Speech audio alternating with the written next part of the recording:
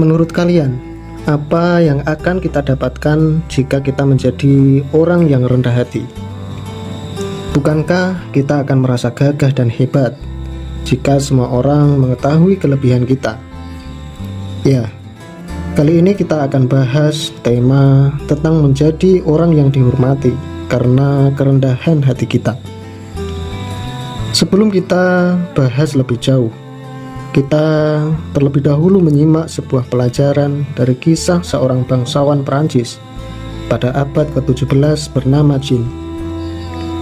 Jean memiliki bakat melukis dengan hebat sehingga ia dikenal oleh para petinggi kerajaan dan mendapat banyak perhatian. Jean merasa bahagia. Dia sangat senang sekali hingga lama-kelamaan pujian itu semakin banyak. Dia ingin menandingi semua seniman-seniman yang ada di kerajaan. Dengan sombongnya, sampai di kemudian hari tidak sadar membuat pertikaian dan permusuhan di dalam kerajaan. Hingga akhirnya ia memutuskan untuk rendah hati, kemudian merangkul seniman-seniman yang lain. Sang raja pun semakin menghargai sikap Jean. Lebih daripada itu, Jean menjadi sosok yang sangat dihormati setelah dia merangkul banyak seniman-seniman untuk berkarya di kerajaan. Sehingga raja pun semakin menghargai sikap Jean yang telah merangkul semua seniman-seniman untuk berkarya di dalam kerajaan. Dari kisah tersebut dapat kita ambil kesimpulan bahwa sebagai manusia seringkali merasa senang hingga akhirnya kita lupa.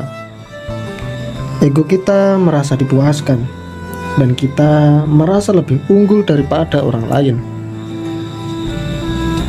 Namun untuk mengambil simpati dan mengambil hati orang lain, terkadang kita harus menempatkan diri kita di belakang dan memperhatikan keunggulan-keunggulan yang dimiliki oleh orang lain.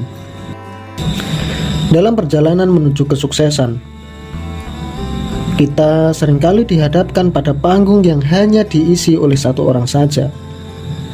Ketika situasi semacam ini terjadi, kebijaksanaan adalah merelakan ego dan memberikan panggung pada orang lain, memberikan perhatian dan pengakuan pada orang lain adalah sebuah kunci untuk mendapatkan perhatian dan simpati dari mereka. Namun, ini bukanlah berarti kita harus selalu berada di belakang. Kita tidak menonjolkan keunggulan diri kita.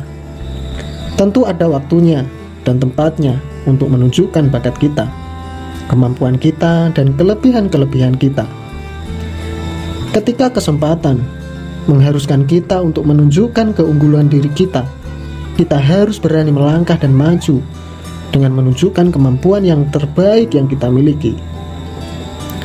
Tetapi ketika kita ingin mempengaruhi orang lain dan mendapatkan simpati mereka, taktik yang bijaksana adalah tidak terlalu mencolok menunjukkan keunggulan diri kita, terlalu banyak menunjukkan bakat dan kelebihan-kelebihan kita yang dapat membuat orang lain merasa canggung, tidak nyaman, dan minder dengan diri kita.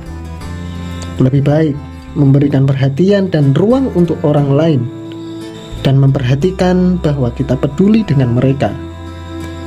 Dalam lingkungan pekerjaan pun, kita dapat memenangkan hati pemimpin dengan menghormati mereka dan memberikan pengakuan atas keberhasilan mereka. Prioritaskan keunggulan pemimpin kita dan haturkan semua pencapaian kepada mereka. Meskipun sebenarnya itu juga sumbangsih diri kita, berkat kerja keras diri kita, tetapi memberikan kehormatan pada pemimpin akan membuat mereka senang karena dihargai dan dihormati, dan mereka akan lebih cenderung memberikan perhatian dan dukungan kepada kita nantinya. Mengambil hati dengan kehormatan adalah langkah cerdik untuk mempercepat kemajuan karir kita.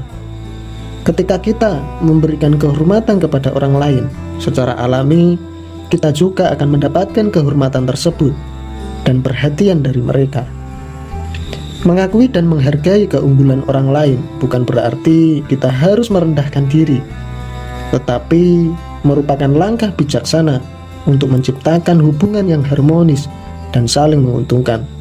Dengan cara ini, tentu kita dapat meraih simpati dan dukungan dari orang lain dan bersama-sama mencapai kesuksesan yang lebih besar. Sekian dari saya. Jangan lupa like, komen, dan subscribe.